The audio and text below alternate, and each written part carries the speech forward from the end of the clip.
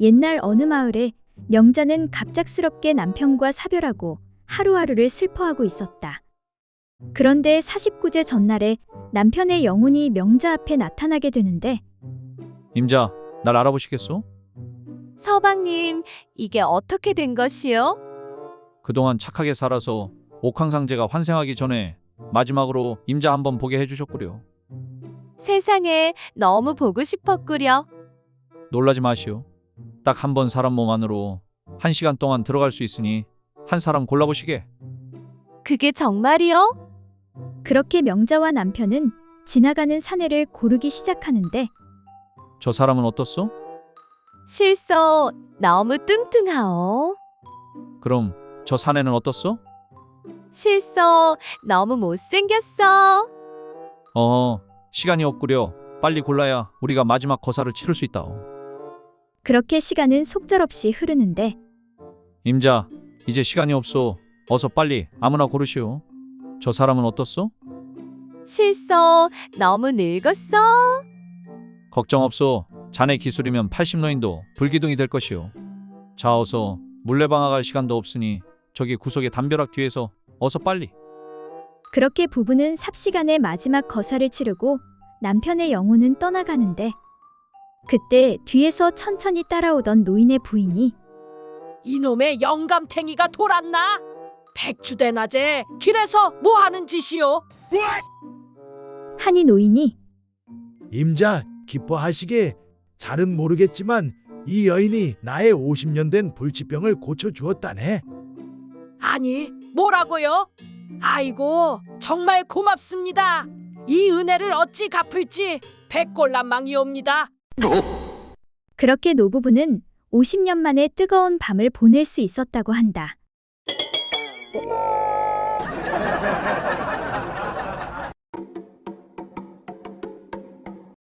옛날 어느 마을에 사는 선비 최만길은 자기가 바둑을 제일 잘 둔다고 생각하며 바둑으로 내기하기를 좋아했고 항상 내기에서 이겼다.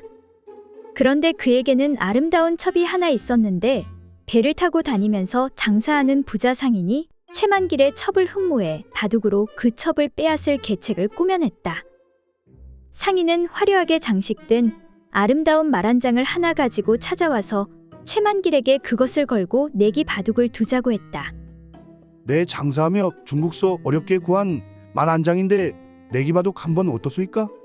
나도 바둑이라면 누구에게도 지지 않소이다. 좋소이다. 그렇다면 나도 귀한 청자 하나를 걸 테니 어디 한번 더 봅시다. 바둑에 자만심을 가지고 있는 최만길은 속으로 기뻐하며 그 제의에 응하니 상인은 일부러 바둑을 져서 그 안장을 잃어주었다. 그리고 얼마 후 상인은 더 많은 값진 물건을 가지고 와 또 내기 바둑을 두자고 최만길에게 제의하였다. 내 이번에 실력을 더 갈고 닦아왔소이다. 지난번과 비교도 안 되게 많은 보물을 가지고 왔는데 선비님은 무엇을 걸겠습니까? 제 생각으로는 저 예쁜 첩을 걸고 한판 승부를 겨루어 주었으면 하는데 어떻습니까?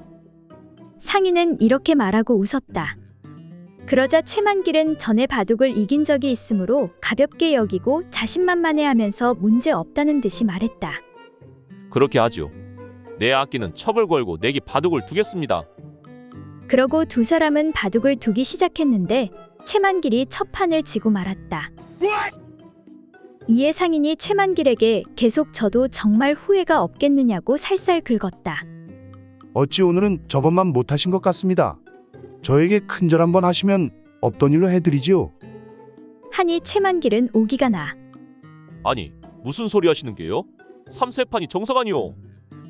하면서 화를 냈다. 결국 두 사람은 바둑을 계속 두었는데 최만길이 3전 3패를 하고 첩을 넘겨주었다.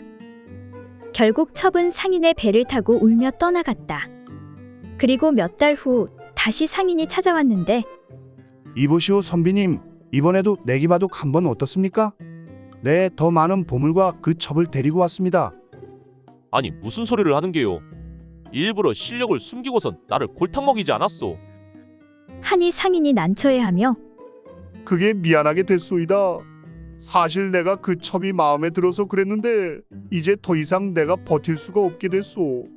이러다 얼마 못 살고 골로 가게 생겼단 말이오. 그 첩이 옥녀도 보통 옥녀가 아니오. 허, 그렇다고 일부러 져주는 건 내 자존심이 용납하지 않소이다. 하니 부자 상인이 좋소이다. 그렇다면 바둑 둘 필요 없고 그냥 다 가지시오. 허, 그러면 곤란한데. 그럼 그냥 보물만 받으면 안 되겠소? 그렇게 상인이 급히 떠나가니 최만길은 첩과 더 많은 보물을 얻게 되었다고 한다.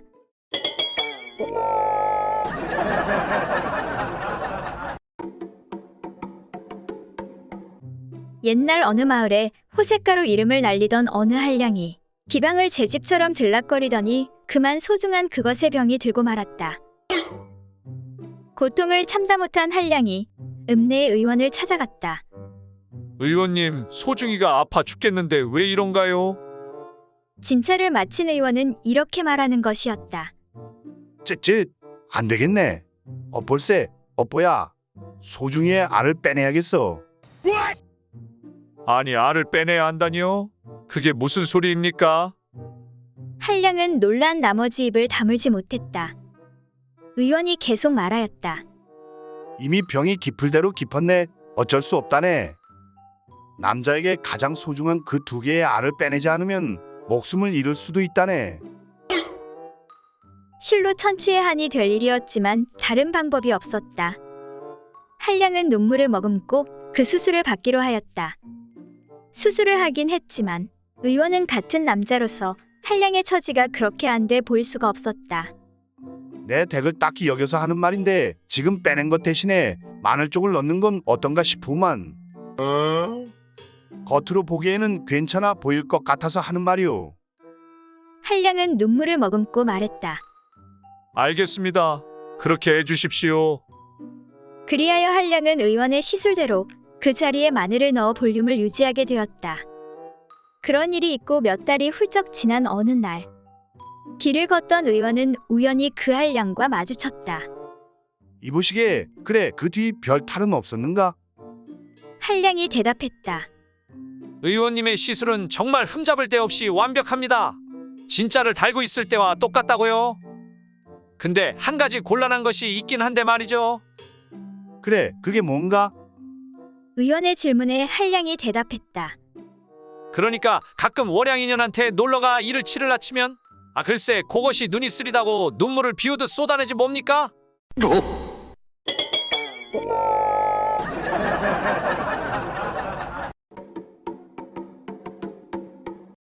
옛날 어느 마을에 글줄 꽤나 읽는다는 선비들이 술집에 모여 자리를 하게 되었다. 시간이 흘러 모두 술이 거나하게 취하자 풍류에 대해 논하게 되었다. 한 선비가 먼저 말하길. 우리 어떤 소리가 가장 아름다운지 한번 이야기나 나눠보세. 그래 그거 좋지.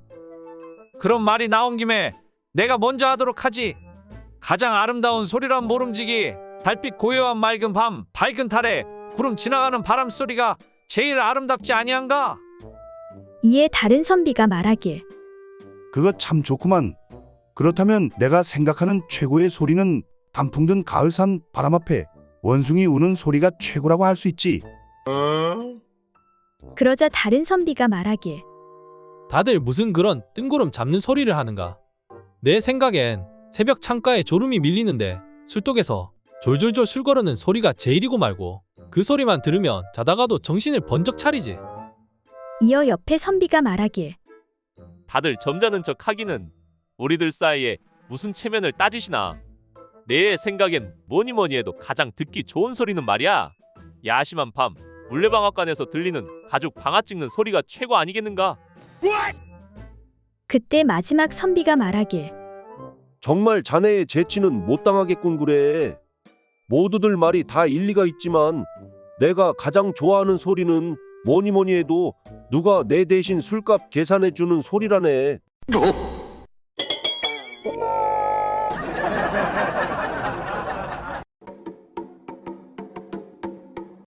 옛날 어느 고을에 소년과 장년 그리고 노인 세 사람의 10만이가 함께 일을 하다가 날이 어두워져 어떤 총가에서 하룻밤 머무르기를 청하였다.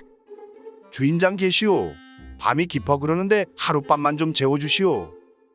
그러자 어느 한 여인이 나오는 것이었다. 이 산중에 다른 인가도 없으니 제발 하룻밤만 부탁합니다. 그렇다면 어쩔 수 없군요. 혼자 사는 과부이오니 행여 다른 생각은 하지 마시기 바랍니다. 그리하여 세 사람은 그 집에서 하룻밤 신세를 지게 되었다. 그런데 세 사람 중 누군가가 그 집 부인의 반반한 얼굴에 반해 캄캄한 밤중에 몰래 주인 방에 침입하여 주인 여자를 덮쳐 잠자리를 같이 하고는 객방으로 되돌아왔다. 다음 날 과부는 누가 그 짓을 하였는지 알 수가 없어 세 사람 모두를 관가에 고발하였다. 세 사람 중 하나가 분명히 범인인데 알 길이 없으니 일단 모두 옥에 가두도록 하여라. 사또는 진범을 가려내지 못하고 퇴청하여 자기 부인에게 상의하자 부인이 말하길 그런 일이 뭐 그렇게 어렵습니까? 내일은 그 여인에게 물어보십시오. 몸을 섞을 때에 송곳으로 찌르는 것 같더냐, 쇠망치로 내리치는 것 같더냐, 아니면 삶은 가지가 들어오는 것 같더냐 하고 물으시면 될 것입니다. 그러자 사또가 그것으로 어떻게 진범을 구별할 수 있단 말이오? 만약 송곳으로 찌르는 것 같으면 소년이고 쇠망치로 치는 것 같으면 장년이요. 삶은 가지를 들이미는 것 같으면 반드시 노인일 것입니다. 그 까닭은 무엇이오? 우리의 경우도 그렇지 않았습니까? 나으리와 소년 시절 처음 혼인했을 때에는 송곳으로 찌르는 것 같았고 장년 때에는 쇠망치로 내려치는 것 같았고 근래 노경에 들어서는 삶은 가지를 들이미는 것과 같으니 이로써 진범을 짐작할 수 있을 것입니다. 이에 사또는 머리를 끄덕이며 옳거니 그럼 틀림없겠구려. 다음 날 사또가 여인에게 그 말대로 물으니 여인이 대답하길 꼭 쇠망치로 치는 것 같았습니다. 여봐라. 저기 저 장년 남자를 당장 옥에 가두도록 하여라. 그리하여 나머지 두 사람은 무사히 풀려날 수 있게 되었다. 영감님, 정말 큰일 날 뻔했습니다. 잘못했다간 억울한 누명을 쓰고 옥에 갇힐 뻔했지 뭡니까? 그러자 노인이 말하길 그래, 정말 다행이야. 내가 미리 산삼을 먹지 않았다면 꼼짝없이 걸릴 뻔했다고.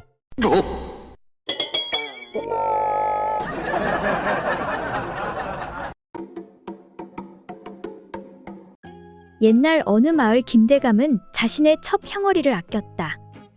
그러던 어느 날 향어리가 자신의 집 머슴들과 눈이 맞은 사실을 알게 되는데 대감, 잠자리는 편안하셨는지요?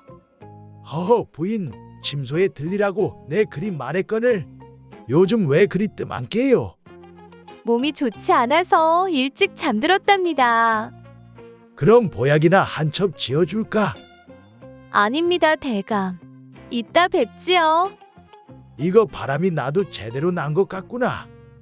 덕세야, 덕세 내 이놈아. 예, 부르셨습니까? 대장장이 김씨한테 가서 내 부탁한 걸 가져오거라. 네, 대장장이 김씨요.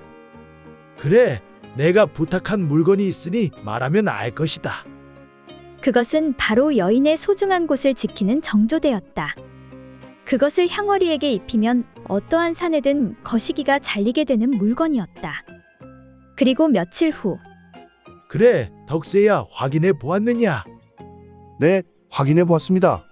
강쇠, 꺽쇠, 돌쇠, 팔복이, 먹쇠 이놈들이 다 거시기가 아작났습니다. 이 자식들 은혜도 모르는 자식들이로구나. 그런데 한 녀석만 거시기가 멀쩡합니다. 그래, 그게 누구더냐? 네, 바로 삼봉이 이유입니다. 그래, 삼봉이를 불러오거라. 이에 삼봉이가 김대감 앞에 서는데 그래, 내 너를 높이 평가한다. 내 품삯도 올려주고 원하는 소원도 하나 들어주마. 어서 원하는 걸 말해보거라. 그러나 삼봉이는 대답이 없는데 어서 원하는 걸 말해보래도. 그게 말입니다, 대감마님. 그래, 왜 그러느냐? 삼봉이는 혓바닥이 잘려나가 말을 못합니다요. 그리고 그날 밤 향어리의 방에서는 돌쇠야, 한마디가 잘려나가니 너무 좋구나. 그동안 너무 커서 고민이었는데. 네, 마님. 저도 딱 맞으니 너무 좋습니다요.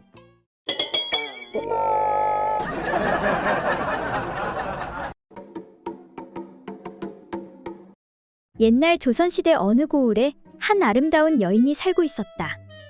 그런데 그 여인은 그곳에 난 털이 심이 길어서 그 모습이 마치 말갈기와 같았다.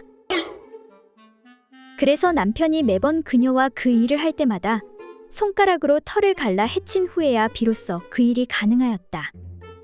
그러던 어느 날 부부는 오랜만에 그 일을 하게 되었다. 우리 그 일을 한 지도 한참은 된 것 같은데 오랜만에 재미 좀 보자고. 남편이 평소와 같이 아내의 털을 해치다가 그만 남편의 손톱이 그녀의 그곳에 상처를 입히고 말았다. 아이고 아파라 아파. 아내는 너무나 아파서 화를 내며 두 발꿈치로 남편을 걷어차내었다. 남편은 당황하며 아내에게 괜찮냐고 물었다. 아이고 그거 참 미안하게 됐소이다. 좀 괜찮소? 그러자 아내가 말하기로 아니 당신은 다 큰 어른이 어찌 이리도 손이 서투르십니까? 하루 이틀도 아니고 할 때마다 이러니 정말 너무한 것 아니여. 아내의 핀잔을 듣게 되자 남편도 무안하고 화도 나서 아니 이 여편 내가 어쩌다 한 번씩 실수하는 걸 가지고 하늘 같은 남편한테 못하는 소리가 없네.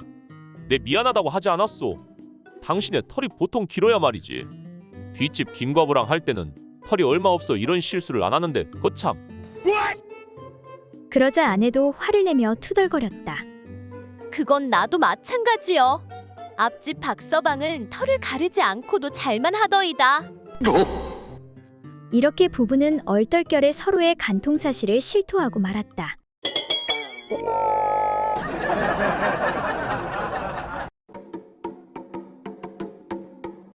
옛날 어느 고을에 어떤 남편이 부인을 관아에 끌고 와 사또에게 말했다.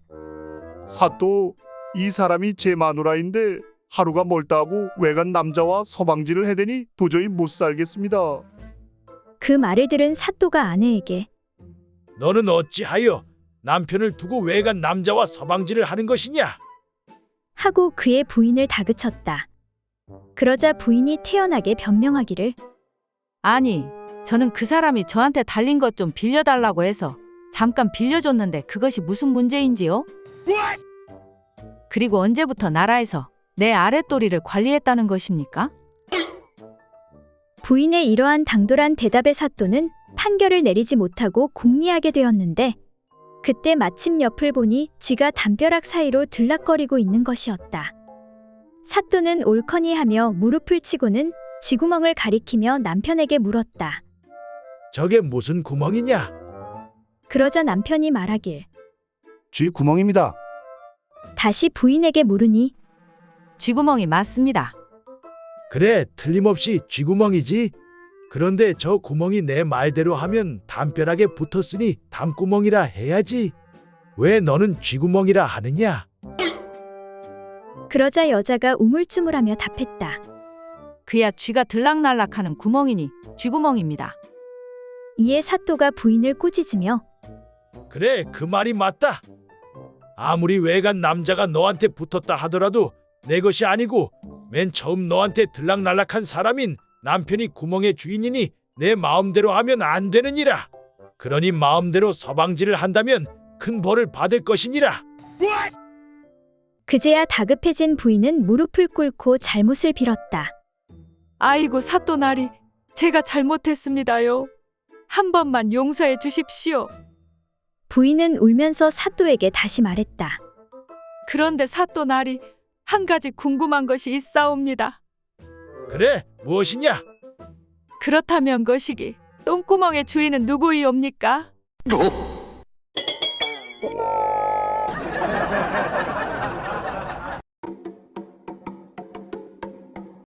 옛날 어느 고을에 대사원이라는 높은 벼슬을 맡고 있는 어떤 한 재상이 있었다. 그는 대사원이 된 뒤부터 미신을 엄격히 금하는 법을 세웠다. 이제부터는 성황당이나 잡귀신에게 제사를 올리지 않도록 하여라. 그런데 이 재상은 색을 밝혀 한밤중만 되면 언제나 알몸으로 계집종의 방에 숨어 들어가 몰래 재미를 보곤 하였다. 아이고 사모라, 요 이쁜 것 내가 너 때문에 산다 살아. 하지만 부인에게 들킬까 두려워해 언제나 조심조심하여 걸음을 제대로 걷지 못하고 마루에서 비틀대곤 하였다. 그런데 부인은 일찍부터 그 일을 다 알고 있었지만 일부러 모른 척하고 있었다. 하루는 재상이 일찍 퇴근하고 집으로 돌아오는데 집안에서 구판이 크게 벌어졌는지 둥둥 복치는 소리가 저 멀리까지 들려오는 것이었다. 몹시 화가 난 재상은 사랑채로 종을 불러들여서 물었다. 아니, 내가 미신을 엄격히 금하게 하였는데 우리 집에서 이게 대체 무슨 소리냐? 마님께 말씀을 올려도 도무지 듣지를 않으시니 소인이 어찌할 수가 없었습니다요. 이에 더욱 화가 난 재상이 직접 가서 따졌다. 이보시오 부인, 내가 지금 미신을 엄금하라고 시키고 있는 마당에 우리 집에서 먼저 법을 어기기 시작하면 나라의 법이 어찌 지켜지겠소? 그러자 부인이 말하기를 그건 다 이유가 있습니다.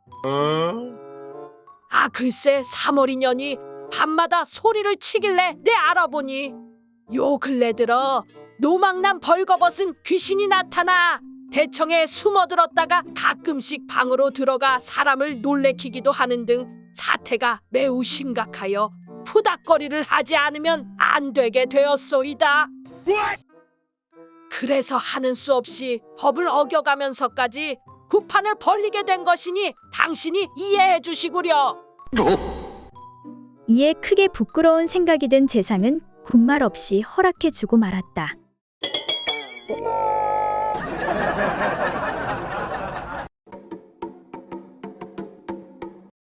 옛날 어느 양반 집에 색을 밝히는 선비가 있었는데 마누라가 무서워 매사에 조심조심하였다. 그런데 그 집에는 어떤 종 부부가 있었는데 아내인 여종 사머리는 자태가 곱고 색을 밝혀 주인 양반과 몰래 정을 통하고 있었다. 그러나 남편인 칠복이는 우둔하여 눈치가 없고 미련하였다. 어느 날 주인 양반이 여종과 뒷동산 숲속으로 가 그곳에서 그 짓을 몰래 벌이고 있었다. 무서운 마누라한테 걸리면 피똥 쌀지 모르니 이렇게 숲에 숨어서 하면 아무도 모를 것이오. 그런데 여종과 한창 그 짓을 벌이고 있는데 느닷없이 칠복이가 나타났다. 아니, 이 일을 어찌하면 좋지? 일이 탈로 날 것을 염려한 양반은 얼른 여종의 치마를 치켜 올려 그녀의 얼굴을 가리곤 칠복이를 향해 웃으며 손을 흔들어 보였다. 그러자 칠복이는 웃으며 얼른 그 자리를 피해 주었다. 저녁 무렵 일을 마치고 돌아온 칠복이가 슬그머니 주인 양반에게 다가와 말을 걸었다. 주인어른, 아까 소인이 얼른 피해줬으니 제 눈치도 대단하지 않사옵니까? 이에 주인 양반이 말했다. 아무렴 기특하고 말고 칠복이 자네 영 미련한 줄 알았는데 다시 봤어. 만일 내가 재빨리 피해주지 않았다면 서로 얼마나 무안했겠는가. 그래서 소인이 재빨리 몸을 피했습니다요. 기특해, 아주 기특해. 주인 양반으로부터 칭찬을 들은 칠복이는 무척 기분이 좋았다. 집으로 돌아온 칠복이는 아내한테 자랑을 늘어놓았다. 여보, 낮에 주인어른이 뒷동산 숲속에서 어떤 여자랑 여차여차하고 계시지 뭔가.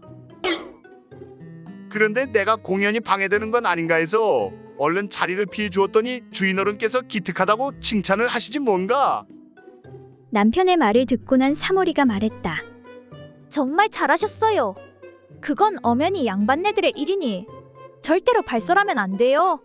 바깥 사람들이 알면 큰 죄가 된단 말이에요. 그러자 칠복이가 이러는 것이었다. 이 사람아, 내가 어디 한두 살 먹은 어린애인 줄 아나? 염려 붙들어 매라고. 바깥 사람들이 알면 큰일 나니까 안방마님께만 살짝 말씀드렸네. 그리하여 그날 밤 주인 양반은 피똥을 쌌다고 한다.